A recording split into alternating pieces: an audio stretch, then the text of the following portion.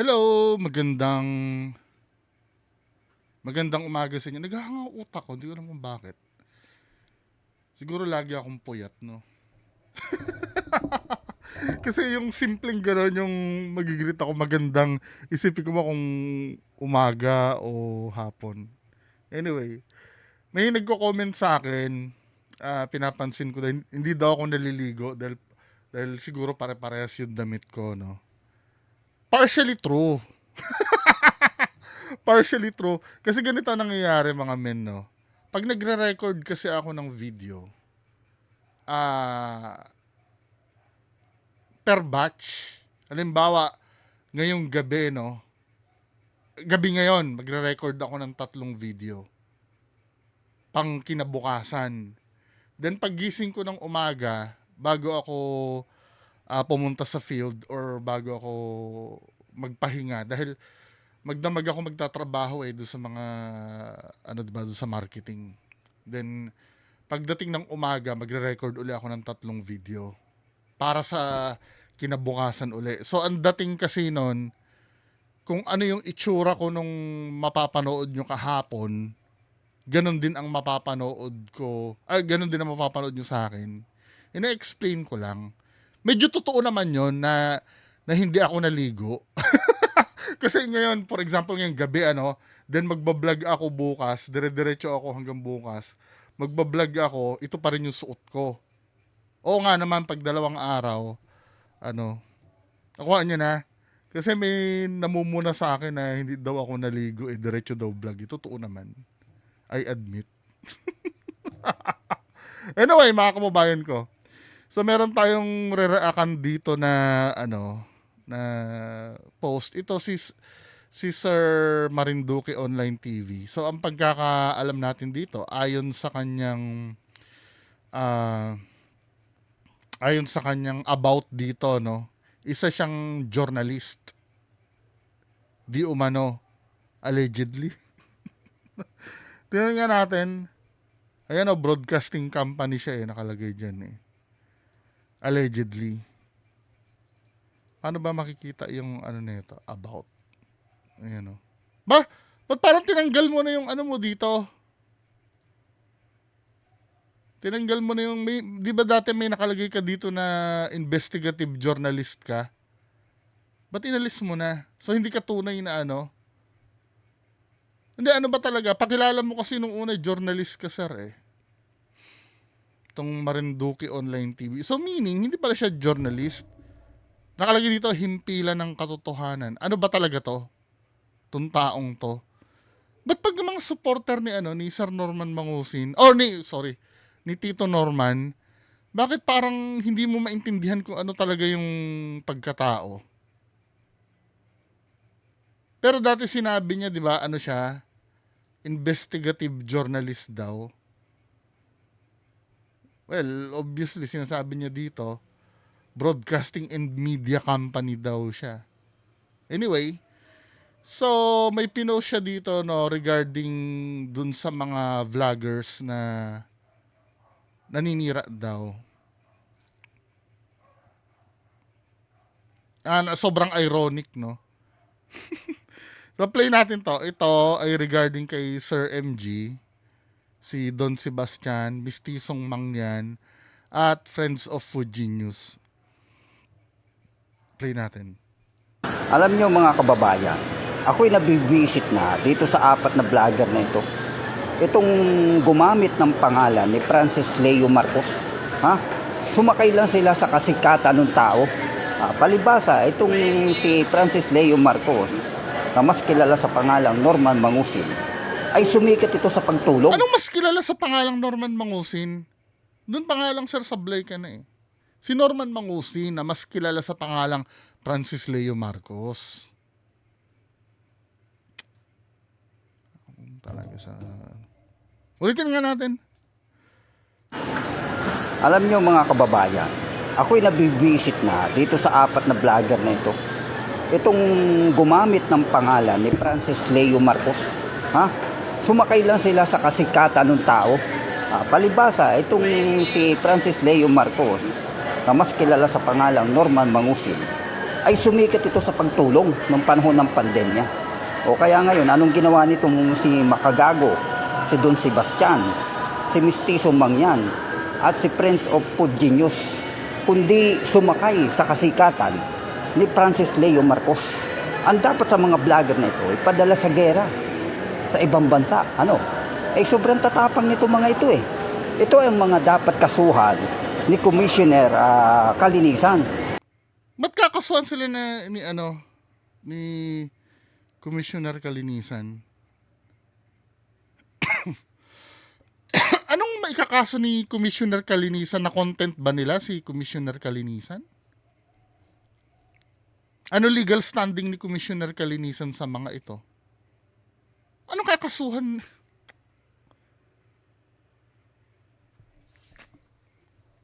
Tangina kasi! Ano kakasuhan kay ano? Ano kakasuhan ni Commissioner Kalinisan sa mga yan? Anong legal standing ni Commissioner Kalinisan? Ng Napolcom. Commissioner Kalinisan, yan ang dapat mo mga kasuhan. Kasi wala namang binibigay na kabutihan ng mga content ng mga ito. Ha? Ito ay dapat ay bigyan mo rin ng pansin. Ha? Hindi yung Anong tingin mo kay Commissioner Kalinisan?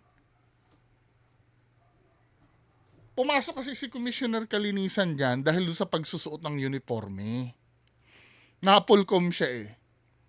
Ano ba meaning ng Napolcom? National Police Commission, di ba? Anong kinalaman nung granting, no? But not accepting, granting, for the sake of argument. Naninira to sila, Sir MG, Don Sebastian, Mistizong Mangyan, at saka si Food Genius dyan sa idol mo. Anong kinalaman ni Commissioner Kalinisan doon?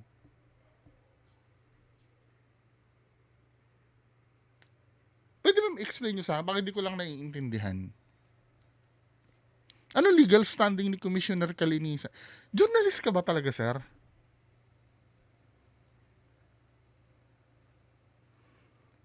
Ako, malayo ang field ko, nursing ako, nurse ako, pero hindi ko, alam ko na bago ka magdemanda sa isang tao, may legal standing ka dapat. Ano yung legal? Hindi basta yung, for example, no, tayong dalawa, sir, no, magkaibigan tayo. Sinisiraan ka ni Don Sebastian. Kaibigan kita eh. Kahit ba naman galit na galit ako kay Don Sebastian kasi hindi ko pwede i-demanda si Don Sebastian dahil wala naman legal standing, wala naman saan ginawa si Don Sebastian eh. Lalo na kay Commissioner Kalinisan, anong ginawa ng mga yan kay Commissioner Kalinisan? Sir naman. Nagpapagamit sa mga lintek na mga vlogger na ito. Itong si Ikaw dapat kasuhan. Inakusahan mo si Sir Kalinisan na nagpapagamit eh. Yan, libelous yan, men. I don't know, no? Yan ang tingin ko dyan eh. Sabihan mo nagpapagamit si Sir Kalinisan? Or ikaw ang nagpapagamit kaya Hindi, ganito sir, no? Napapansin ko kasi sa mga vlogs mo before. For example, ito, no? Hindi ang trabaho ng isang journalist eh. Biased ka eh. Now, sasabihin naman nung bugok na magko-comment sa akin dyan na supporter ni Sir. Kayo din naman bias din naman kami. Hindi kami journalist. Ang journalist kasi, may code of ethics yan. Kailangan, alamin mo yung facts doon sa nire-report mo. For example, ganito, no? Hanapin natin yung video nito na kinikriticize mo yung ni Manny Pacquiao. Sana ba yan? Hindi kasi may intindihan ng mga tao to eh. Pag hindi mo piniplay eh. Sana ba yan? Akalain niyo yung mga kababayan na mas karamihan ng mga Pilipino ay pabor kay Francis Leo Marcos. Katulad niyan, karamihan ng mga Pilipino daw ay pabor kay Francis Lema. Saan mo nakuha yung facts na yon? May ano ka ba? May survey ka ba nun? Nakaramihan ng mga Pilipino pabor kay FLM. Well, kung pulso ng mamamayan ang pag-uusapan, kumampi sila kay FLM do sa tagpo na pinahiya siya. Pero dun kay FLM mismo, saan mo nakuha yung facts na yun, sir? Buti nga, sa totoo lang, kahit hindi journalist si MG, may hinahain na may hinahain na document si MG pagka nagsasalita siya. Hindi siya nagsasalita nang walang pinapakita eh. At yung gawain mo na mag-interview, no? Ginagawa ni MG yun. Dahil media ka, dapat ikaw ganito, no, men? For example, yung kay Manny Pacquiao. Wait lang ha, tapusin muna natin to. Dito kay NAPOLCOM Commissioner Atty. Kalinisan, no? Mas nasasapawan nga ni Francis Leo Marcos, ha? Ang ilang mga news platform dito sa social media. Mas lalo niya nasasapawan itong mga kapwa niya influencer o vlogger. Lalo na ito si Makagago na nakisakay lang sa kanya para pagkakitaan din. Itong si nakisakay, no? Meaning, mas sikat si FLM kay MG. Ilan ba followers ng FLM mo? 40,000 sa sa YouTube. 'Di ba? Kahit pa sa ganito, no, sir. Bibigyan kita ng hilag, no. Sasakyan kita. Sinasakyan ka mo. Kung sinasakyan, so mas sikat si FLM. 50,000 kulang lang ang subscribers ni Ilang percentage nun ang ni MG? Ang followers ni MG. Granting na isama mo pa. Totoo naman, naka almost 2 million si Francis Leo Marcos na subscriber sa YouTube eh.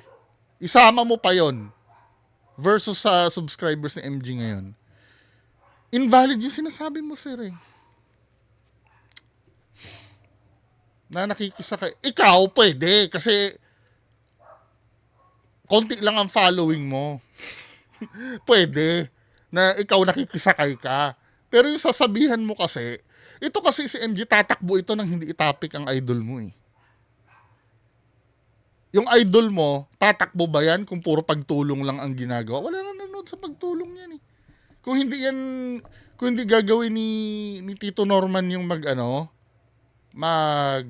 magyabang dun sa vlog niya, kung hindi lang inaabangan ng tao kung anong kalagayan niya ngayon after niya makulong, wala namang manonood yan eh. Kung walang demandahan, walang Francis Leo Marcos, alam niyo mga kababayan, kung ako ang tatanungin, hindi ko naman kinakampihan si Francis Leo Marcos. Hindi, kinakampihan mo. Kumuha ka na ng side eh. Hindi naman kinakampihan. Ginagago mo kami. Kinakampihan mo. May negative ka na ba nasabi kay FLM? Wala pa eh. Santong-santo nga yan sa'yo eh. Anong kinakampihan? Ito yung kabulshitan na sinasabi mo, sir. Ay sa totoo lang, ay nakatulong naman talaga yung tao. No? So, yun ang base mo. So, meaning, nakatulong yung tao, yung pagsusuot niya ng uniforme, kailangan i-absuelto na yun. Yung ongoing na kaso niyang human trafficking, kailangan i-absuelto niya nun. Yun ang nangyayari ngayon sa social media, na maraming nag-aano sa kanya, yung pagmumura niya, at maraming nagagalit sa kanya sa pagsasabi niya ng hindi maganda doon sa mga PWD. Kailangan kalimutan dahil nakatulong. Abay, putang inang Pilipinas to. Yan ba ang gusto mong batayan ng judge? Yang nakatulong na yan? Yan ba ang gusto mong isubo sa mga tao? Na basta nakatulong, wag pakialaman? Gago naman tayo niyan, sir.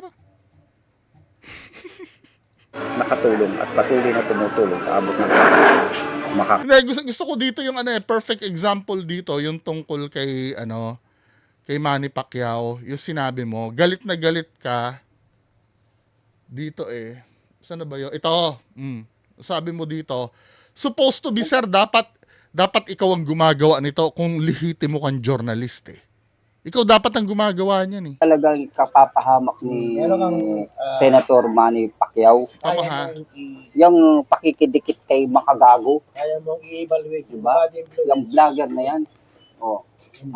Akalain mong pumunta yan si Makagago kay Senator. Yung mga vlog na yun, dati wala yan. Pumunta kay Pacquiao si Makagago.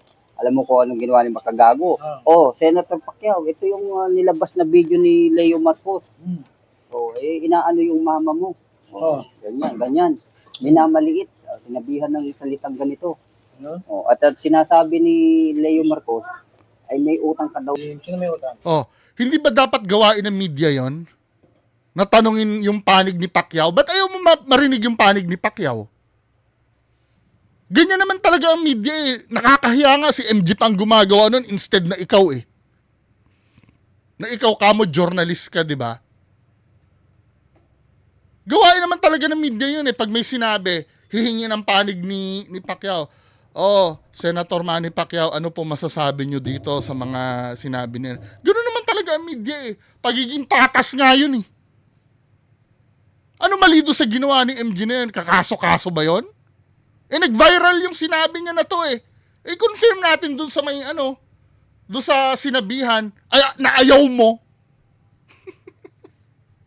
Ewan ko dito sa taong to. Biased ka. Hindi ka dapat journalist, dapat vlogger ka lang. journalist. Tapos dito, nakapost ka pa dito oh. Tingnan mo ha. Mga post mo dito, ano mga quotation mo dito, sir?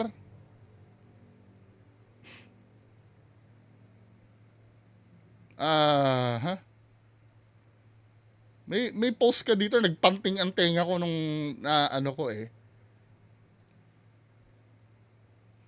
Saan ba yon? Yung sabi mo,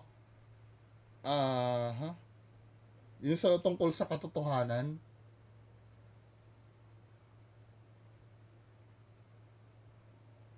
Ito oh, ang kapal ng mukha mo na mag-disclaimer ng ganito. Ang pagpapakita ng mga, ito ay regarding kasi doon sa pirma ng politiko kamo. Tapos ang sabi mo dito, ang impormasyong ibinahagi sa post video na ito ay para sa educational and informational purposes lamang. Ang pagpapakita ng official na dokumento ay ginagawa sa ngalan ng public interest, transparency at accountability. 'Di ba? Pabor ka sa ganyan eh. Transparency at accountability, tapos pag sa idol mo, wag nang pansinin. Total nakatulong. Ano ba? Dapat consistent ka, sir. Hindi pwedeng pag idol mo exempted. Ba mga pinagsasabi nitong taong to?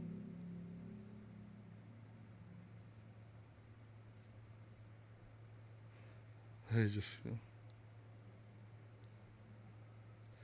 Pananagutan at katapatan, nasaan ang paliwanag? Ayun nga oh, nagde-demand ka ng explanation eh. Oh, kahit sila MG na kinikriticize mo, binigyan mo ba ng ng chance na mag-explain sa'yo, na ma-interview mo? Hindi. Hinusgahan mo na agad na na naninira. 'Di ba? Alin ba sinira nung mga 'yon? Meron pa nga dito hinihingi ni Sir Alex Pabella daw yung number mo eh. Saan ba yun? Hindi ko na makita dito. Sinend sa akin eh. 'Di ba, sir? Ang media kasi na kinabibilangan mo hindi biased. Kami mga vlogger kasi nagre-rely kami sa opinion namin. Malamang magiging biased kami kung akala namin ang isang topic ay tama kami. 'Di ba? Pero kayo, media kayo, dapat lagi kayo nasa gitna. Wala kayo dapat pinapanigan. Tapos sasabihin mo, hindi sa kinakampihan ko si Francis Leo Marcos. Kasi siya yun man ay nakatulong. Yung pagtulong niya, wala namang pumupuna doon. Diba? Hindi naman yung pagtulong ang issue niya eh. Actually, meron din, no? Meron din. Pero, hindi lang naman yung pagtulong ang problema niya eh. Ang gusto mo i-absuelto lahat dahil, nakatulong. Diba? Ko. Anyway, Yan lang muna pag-uusapan natin, no? Ano masasabi nyo dito kay Sir? Ayun, no? News Public Affairs Commentary. Giving information to the people. Ayaw mo nga matanong eh. Si Manny Pacquiao eh. Anong giving information? Anyway, yan lang po. Magandang araw sa inyo lahat. Bye-bye.